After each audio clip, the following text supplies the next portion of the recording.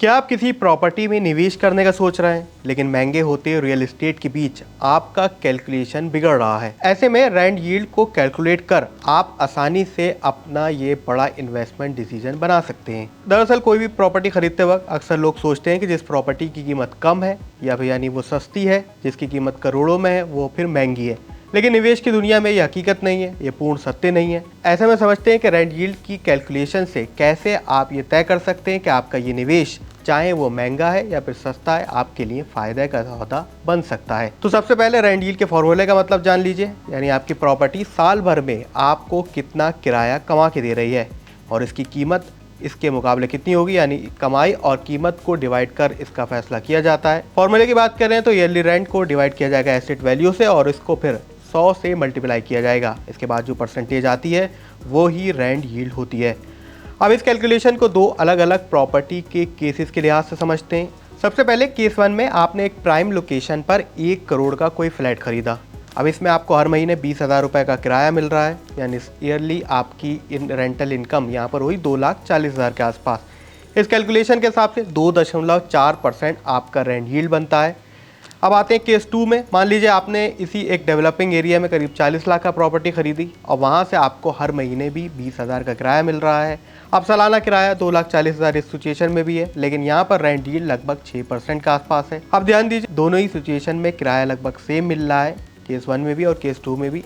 लेकिन केस 2 में आपका इन्वेस्टमेंट सिर्फ 40 लाख है, केस 1 में आपका 1 करोड़ के आसपास था। अब क्योंकि 40 लाख वाली प्रॉपर्टी में आपको कम पैसे लगाना पड़ रहे हैं, तो यानी यहाँ पर आपका कैश फ्लो भी बना रहेगा।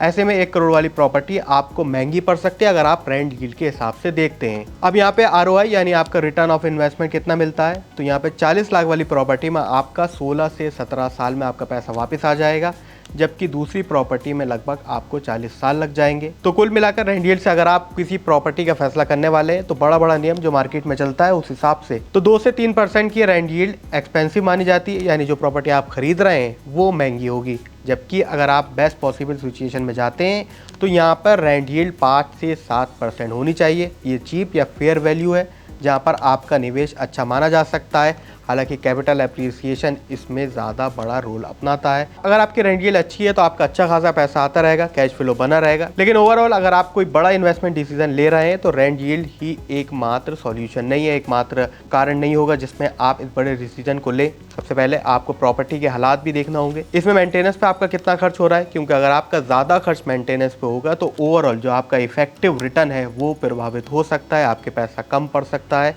आपकी कमाई कम पड़ सकती है। दूसरा फैक्टर है ऑक्यूपेंसी रिस्क, यानी अगर आपका फ्लैट आप कोई खरीद रहे हैं ये कितने टाइम तक खाली रहेगा, अगर इसमें किराएदार आसानी से मिल रहे हैं, इलाका कैसा है, इस पर भी आपका कुल कमाई यहाँ पर निर्भर करेगी। इसके बाद है कैपिटल एप्रिसिएशन, यानी सबसे इम्पॉर्टेंट पार्ट, क्या अगर आपकी कोई प्रॉपर्टी है और वो कैसे एरिया में किस हिसाब से उस इलाके की कीमत बढ़ रही है, इस हिसाब से आपका ओवरऑल इन्वेस्टमेंट तय होगा। तो ऐसे में अगर आप कोई बड़ा डिसीजन ले रहे हैं तो चमकता हुआ फ्लैट या फिर कोई आलीशान प्रॉपर्टी नहीं खरीदें, बल्कि इस पूरी कैलकुलेशन को लगाएं कि आपकी रेंट यील्ड कैसे बन रही है, कैपिटल एप्रिसिएशन कैसा है, फ्लैट की कंडीशन कैसी है, और इसके बाद ही कोई आप फैसला लें। हमारी वीडियो और हमारी जानकारी कैसी लगी हमें कमेंट सेक्शन में ज़रूर लिखें।